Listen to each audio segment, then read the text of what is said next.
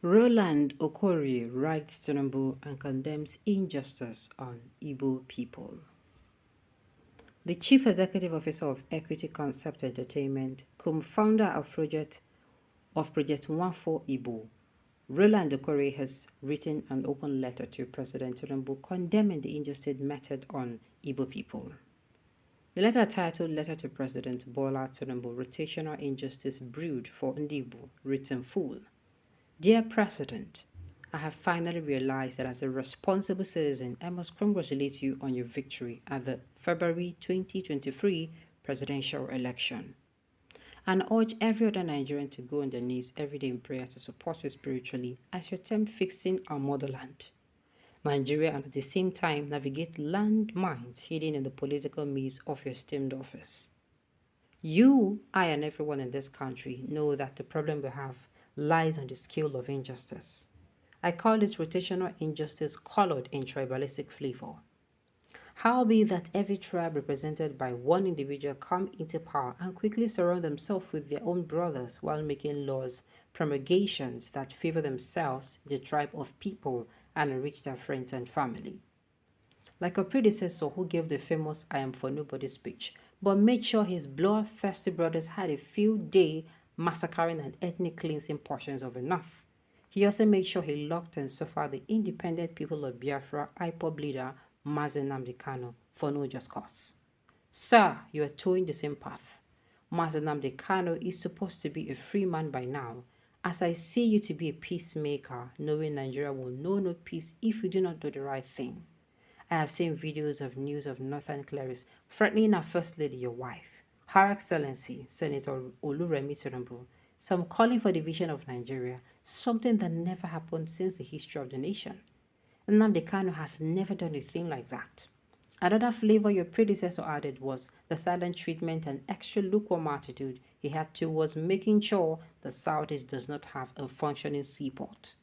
After the Civil War of 1970, and then the military junta decided to cut off the Southeast to ensure it has no access to the sea and ensure all cargo is handled by Lagos, notwithstanding the chaotic traffic congestion. Sir, once more, with all due respect, you two have maintained the same stance since 1970. It goes a long way to see that someone or a group of people are afraid of the Igbos and their progress. There are about 4 seaports in the southeastern Nigeria, which includes Port Harcourt, Calabar, Warri, and Onne ports. There are state-of-the-art seaports capable of handling tons of cargo to decongest the rot happening in Atapapa and Tinkan Island. We have been brainwashed that the following are the reasons why the seaports in the southeast Nigeria are not allowed to function. They are not viable, being river ports. Port Harcourt, Calabar, Warri, Borotu, Koko are described by experts as river ports. That they lack the draught depth to accommodate big vessels, thus limiting the types of ships that can call. Niger Delta military issues compounded the situation as security became and still is a big issue for ships and crew. Then there is a political dimension this. The lack of political will and cohesion by South and Southeastern politicians, governors, civil society, leaders, etc. Surely, if they're determined, come together and join forces by cooperation, they can do whatever is necessary, e.g. lobby, when the governors are assured of federal allocations every month, which they share, and the merry can simply go on. Inadequate infrastructure. Some of the seaports in southeast Nigeria may not have adequate infrastructure to handle large vessels and cargo. This can lead to delays and increased costs, making it difficult for the ports to be competitive. Corruption. Corruption can also be a major factor in the inability of seaports to function properly. Bribery, kickbacks, and other forms of corruption can result in delays, inefficiencies, and decreased revenue. Insecurity. In recent years, the southeast region of Nigeria has experienced significant security challenges, including armed conflict, kidnapping, and attacks on critical infrastructure. This can make it difficult for seaports to operate safely and efficiently. There may be intense competition between different seaports in the region, leading to inefficiencies and reduced profitability. This can discourage investment and lead to a lack of interest in developing new port facilities. Overall, a combination of factors such as inadequate infrastructure, corruption, insecurity, and competition can contribute to the inability of seaports in southeast Nigeria to function effectively. Contracts for the dredging of a seaport have been awarded severally by the federal government via the Nigerian Port Authority without results. Not only does it come down to leadership failure from top to bottom, but like I said before, smack of a primitive animosity for a thriving race of people with a spirit of enterprise. Where in Nigeria is there no difficulty in simple operations, but life goes on? Why make the Southeast a perpetual outstanding example of failure? Ports are in the exclusive list of infrastructure that can only be built by federal government or with the federal government approval. Ports are usually man-made. They are bigger and has many facilities, buildings, wharfs, warehouses, railways. Ports are used for loading and unloading ships. Also, when such an infrastructure is built, only the federal government or federal government approved bodies can get revenue from such infrastructure. So states are not inclined to build them because there is no money to build and high chance revenue won't accrue to them if they build.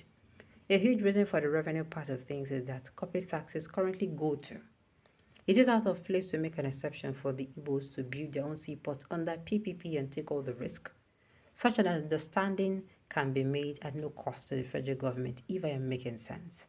Why is Lagos the only state with a working port facility in Nigeria, a country with over 200 million population? Why is it thing people always say that some parts of Nigeria are landlocked? Someone once wrote, Nigeria is not a landlocked country at all. We have 36 states in Nigeria. We do have inland waters and sea all over. Look at Nigerian map. You can see the Atlantic Ocean stretching from Lagos to Calabar.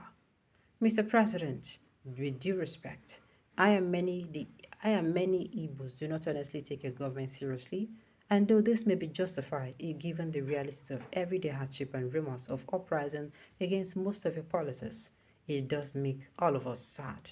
I implore you as a matter of urgency to address these and many other pressing issues like the food, the rise of the dollar, fuel subsidy, and power supply.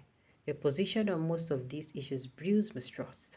This profound distrust in your government makes Igbo people uniquely unamenable to change. Your government is about to be labeled the worst in the history of Nigeria. Encouraging the Igbo importers all over the world to stop importation will cripple your government for sure. Igbos do not want that for you. We will not protest against you. Your predecessors are causing your government more pains so as a common man cannot build his own home. Dangote and his colleagues have taken away food from Ibeto. Don't you think it's a good idea to restore competition in cement so that we can afford houses? I leave that for you and your advisors to do the needful. And restore eBay to 100% right as a Nigerian who is equally capable of solving those needs. Cement price must crash. And this goes on and on. Well, this is a very wonderful piece, but make we see how the reaction. Some people now go forget say them direct the reaction, then direct this letter now to Oga Tinubu because they do it in. Go on the answer on Tinubu's behalf.